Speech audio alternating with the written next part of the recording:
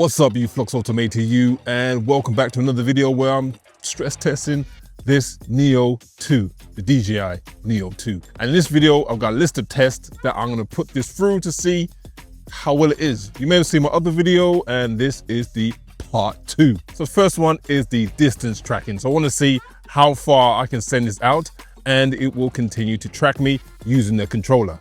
Okay, let's push the Neo furthest away I can, and I'm probably saying 76 is probably a good distance, and it's tracking me at the moment. But as I walk behind these branches, it loses me. Now I'm in a wide open car park with not much around me, so that is giving it a benefit. But as I bring it back in to see if it will pick me up again, getting to about 50, and at 45 it picks me back up again. I would say this is probably the best distance, or the furthest distance that you want to be sending it out if you want it to maintain tracking on a person. If I push it back out again, it's still capturing me, but I would say anything else around me, it would probably lose me. And at 60, still has me, but now it's lost. I would say probably 45 to 50 is probably the maximum distance that you want to be sending the Neo away. But it'd be interesting to figure out how far you can send the Mini 5 Pro or the Flip. Maybe that's something that I'll add in future videos, so make sure you stay tuned to the channel.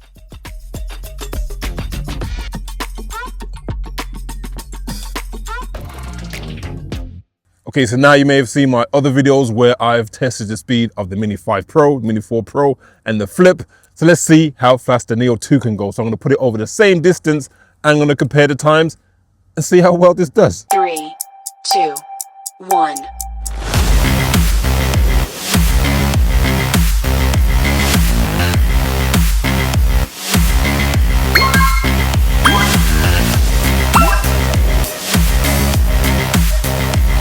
Okay, now it's time to test how long this can hover in one place. And also I'm gonna do with tracking to see the differences between it just hovering and when it's actually been put to work.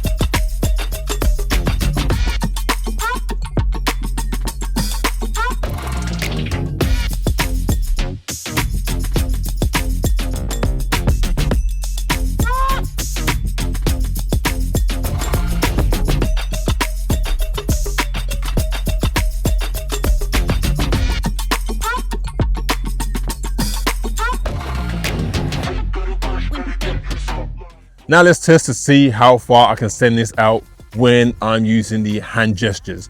How far can this be away from me and still get it back?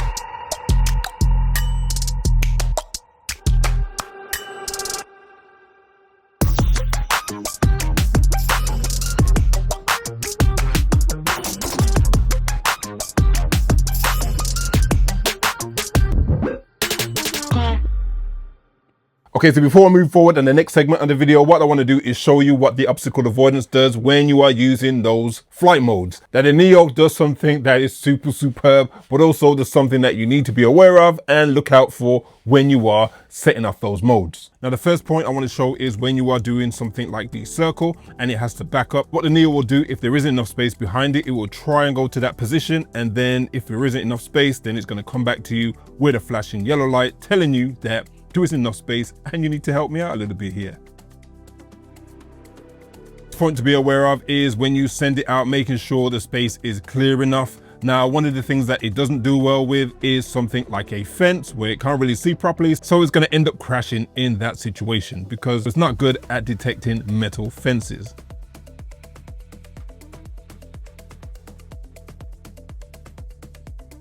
Another area where it is good at is when you are doing circle and there's something like trees or other types of obstacles. The Neo does a superb job. In this example, you can see we are doing a circle and it's going to come across some obstacles like some trees. And right here, you're going to see it coming up to this goalpost and it slows down. It recorrects, calibrates, and then carries on its mission. And it actually slows down rather than zipping across and bumping into something like the flip would do. It calculates everything, make sure it's safe, and then moves through. So the great thing about that, it just won't just cancel the mission. It will just try its best and then go around in the obstacles and then come back to you. Let's get back to the planned schedule. So now I'm going to go through all the functions that this little baby can do, or this little monster.